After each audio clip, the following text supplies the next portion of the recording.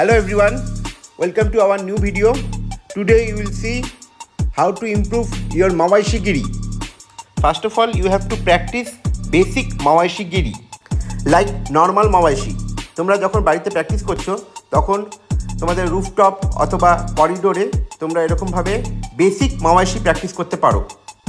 এই basic kick থেকে তোমার বডি ওয়ার্ম হবে এবং তুমি অ্যাডভান্স টেকনিকগুলি আরও ভালো করে প্র্যাকটিস করতে পারবে।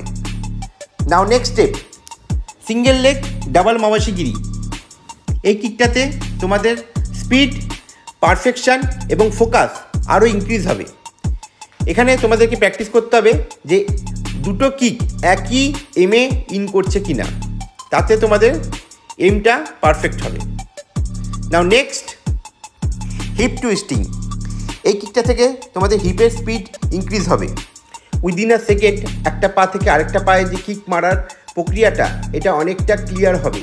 এতে তোমাদের হিপ মুভমেন্টগুলি আরও বেটার হবে, আরও পারফেকশন বাড়বে একটা পা থেকে আরেকটা পায়ে কিক মারা।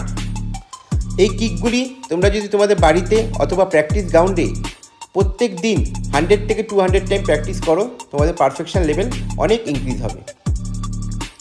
নাও নেক্সট কিক, হপিং মাওয়াইশি গিরি। এখানে তোমাদের ব্যালেন্স অ্যান্ড পারফেকশন ডেভেলপ হবে।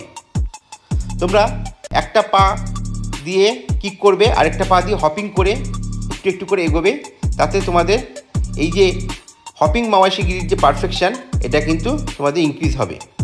এখানে তোমাদেরকে করতে হবে কি, যে সঠিক এমে কিকটা করতে হবে। এটাতে তোমাদের কিন্তু একাগ্রতা লাগবে। যে যত ভালো একাগ্রতা দিয়ে এই কিকটা করতে পারবে, তার তত ভালো এই কিকটায় পারফেকশান বাড়বে।